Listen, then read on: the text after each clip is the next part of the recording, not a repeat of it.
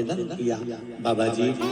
1 महीने तक नारी कार्तिक का स्नान करती है, 1 महीने तक नारी माघ का स्नान करती है, 1 महीने तक नारी वैशाख का स्नान करती है, 1 महीने तक नारी चैत्र का स्नान करती है, बीच में अधिक मास का स्नान करती है। उस बीच में नारी का जो रजो धर्म आ जाता है, रजस्वला धर्म आ जाता है, उस समय पर नारी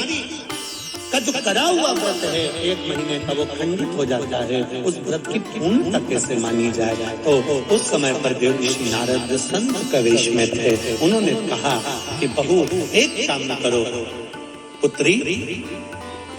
कार्तिक महीने के पीछे के जो 5 दिन 7 दिन पचवीगन के होते हैं, अगर नारी का रजस्वला धर्म बीच में आ जाता है तो पीछे के 5-7 दिन में से अगर एक दिन भी नारी ब्रह्म मुहूर्त का स्नान कर कर, सुबह का स्नान कर कर तुलसी में दीप प्रज्वलित कर देती है तो उसके बीच का जो खंडित भाग है वो समाप्त हो जाता है, उसे पूर्ण। अब फिर सुन लीजिए अच्छे से, अगर मान लो वो पचवीगन में ही नारी का रजो धर्म आ गया तो बहुत ध्यान से सुनना। ये कथा हरिहर शिव महापुराण की कथा जो बीकन गांव वालों को मिली है, संपूर्ण विश्व के कल्याण के लिए बहुत ध्यान देना। हर नारी का प्रश्न है, प्रत्येक नारी के प्रश्न ये सम्मुख में रहते हैं। मान लो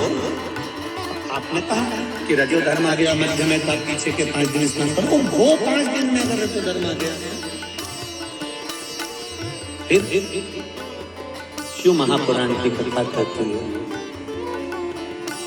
घर में रहने वाली कोई कुंवारी कन्या, घर में रहने वाला कोई पुत्र, घर में रहने वाला पति, घर में रहने वाली सास,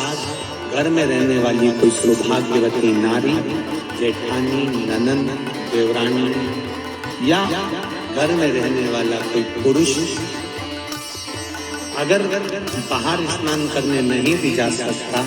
ब्रह्म मुहूर्त में प्रातः के समय पर यदि तुलसी में एक दीप और एक संध्या के समय पर दीप लगा देता है तो भी नारी का नियम पूर्ण हो जाता है और नियम खंडित